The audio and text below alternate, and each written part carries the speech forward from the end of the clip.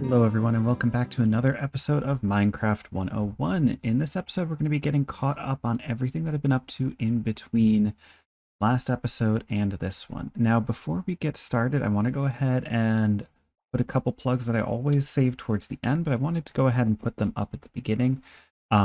If you're interested in joining and playing along, this is an SMP.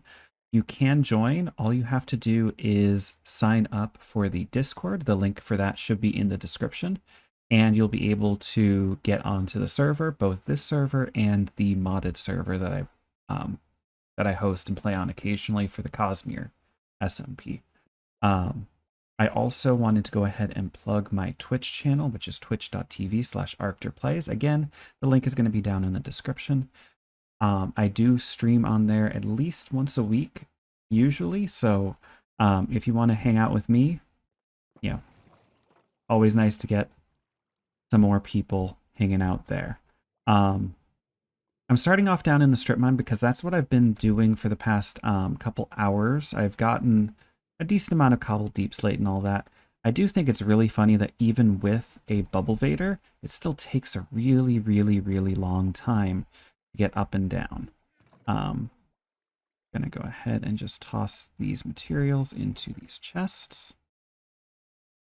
And it is dark outside. I have gone ahead and installed a Vanilla Tweaks, what's it called? Resource pack.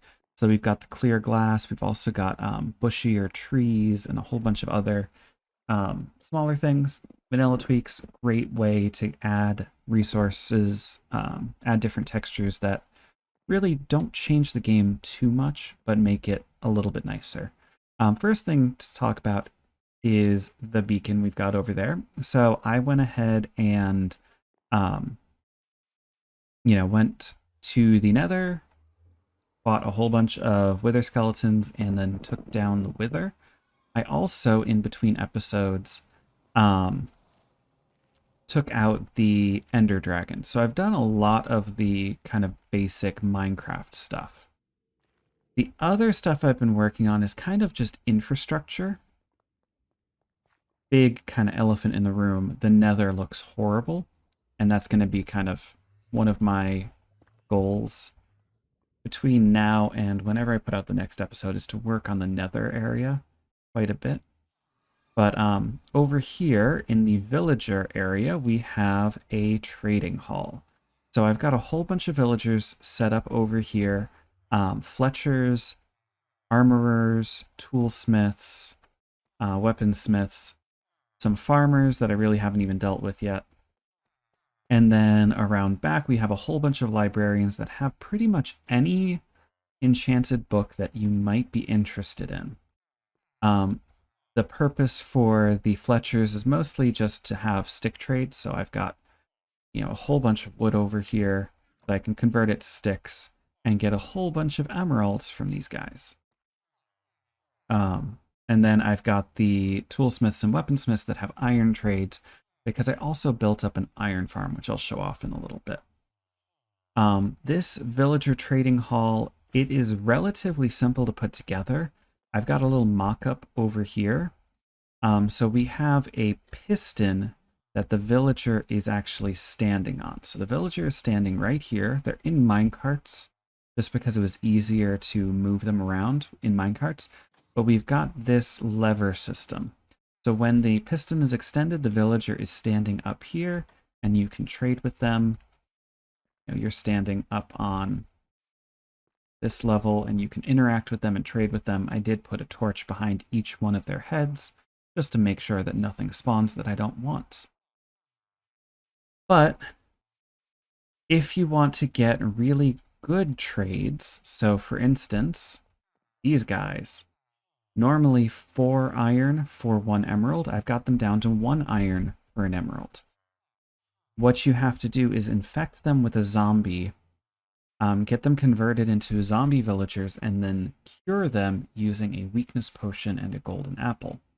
So this setup right here is a really quick and dirty way of doing that. By flicking the lever, the villager is now on this level, and back here is going to eventually be a zombie that can roam around he can't see the villager when it's extended, but when it's down, he can see the villager and attack the villager.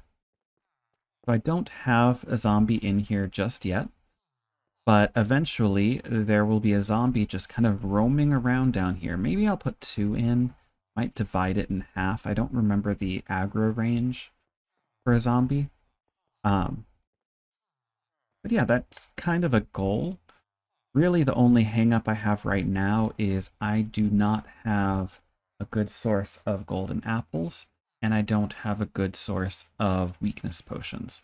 So I need to work on those 2 things. For the golden apple, obviously I need to get apples, and I need to get gold, so I'm going to start, I think I'm going to work on a gold farm. Probably completely different design from last season, so I might even feature that in the next episode. And then for the weakness potion, I need spider eyes, mushrooms, and what else? Gunpowder. So I need to do another creeper farm, I need to do a spider farm, and I need to do a mushroom farm. So a whole bunch of stuff that needs to be done in order to get these villagers up and running full scale. I've also done quite a bit of work over at the spawn area, and I put together an iron farm that should be auto-loaded in the spawn chunks. And I also put together a spawn building so that when you join the server, you've got someplace to land. I'm going to go ahead and cut here and insert the time lapse for me building up that spawn structure. I'll be right back.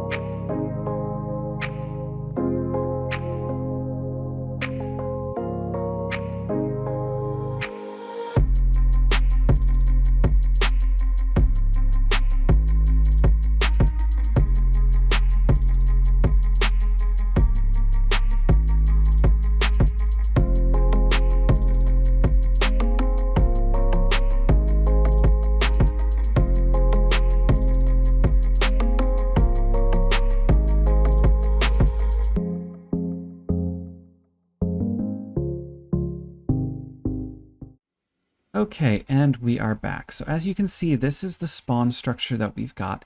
It's really quite simple, nothing too complicated. This block here is the spawning block. If you're ever on a world and you want to set a specific spawn area, what you have to do is do /set world spawn, and it will set your spawn to the block that you're on. You could also type in coordinates if you wanted to.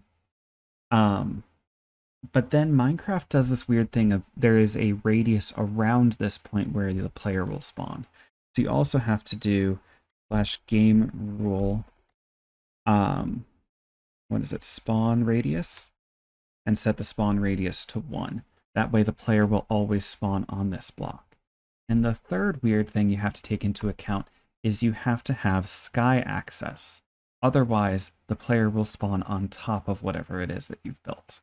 So the way that the spawning algorithm works is it looks for an X and Z coordinate, and then it spawns the player at the highest elevation for that X and Z coordinate. That way you don't like spawn in a cave or anything.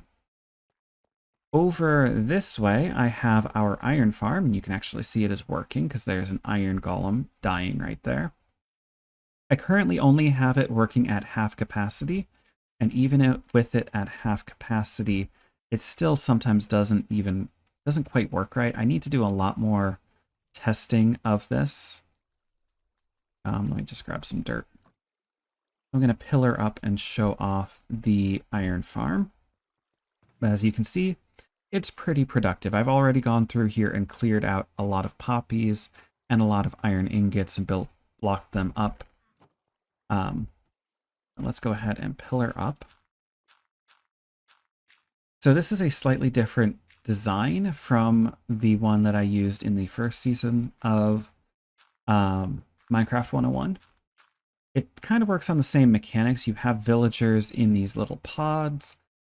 They see a pillager. I'm using a pillager this time instead of a zombie because the pillager has a larger scaring radius. So the villagers get scared from further away.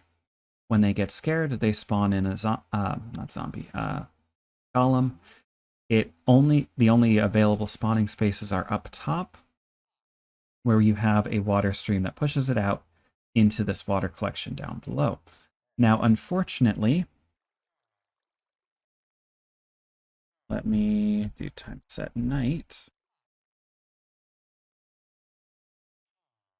These villagers don't always go to bed. And that is a problem because in order for the spawning algorithm to work, the villagers have to have tried to go to bed sometime in the last either 5 or 10 minutes. So every now and then, let's wait for him to go down. There we go. So every now and then the villagers just forget how to get to bed. And so you might end up with one of your 3 villagers not sleeping. So you could take this into account by maybe making this little pad of villagers a little bigger and having maybe 4 villagers in there. But yeah, it's a little annoying. But over time, a small AFK session of 10 to 15 minutes should usually get them to reset. You could also adjust the hopper clock that I've got running here that's popping this guy up and down. I do also have some overflow protection. When the hopper chain here backs up, it will actually light this torch, which will block the hopper clock and keep it from running.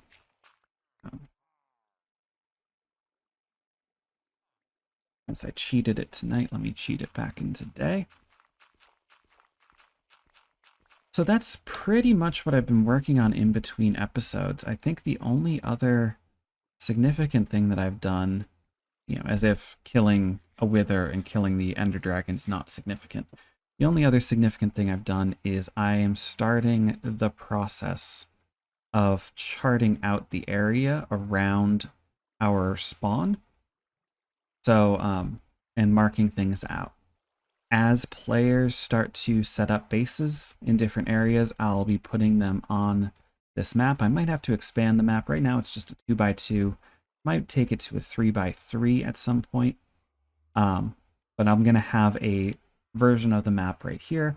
Probably a chest full of copies in case anyone wants to go ahead and pick them up. But yeah, that's really what I've been working on. I think I'm going to go ahead and call it for an episode today. I know it's a little bit shorter than usual. Life is just crazy, as always. So I think I'm going to work more on doing a lot of stuff in between episodes and maybe doing more stuff over on stream. So again, twitch.tv/ArcturPlays. Check it out. Love to hang out with you sometime. I do plan on doing a tutorial for how to build this iron farm, so keep an eye out for that sometime in the next couple weeks. I do need to do quite a bit more playtesting and tweaking to make sure that it works. But otherwise, like, comment, share, subscribe, all that fun YouTube nonsense. Check out the links in the description. I've got the Discord, the Twitch channel. I've also got a Patreon. All funding coming through Patreon directly goes to supporting the servers. as more people join the Patreon, I do plan on upgrading the servers and upgrading the RAM and making sure that we can accommodate more players and things like that. But anyways, thanks for watching, and I'll see you in the next one. Adios.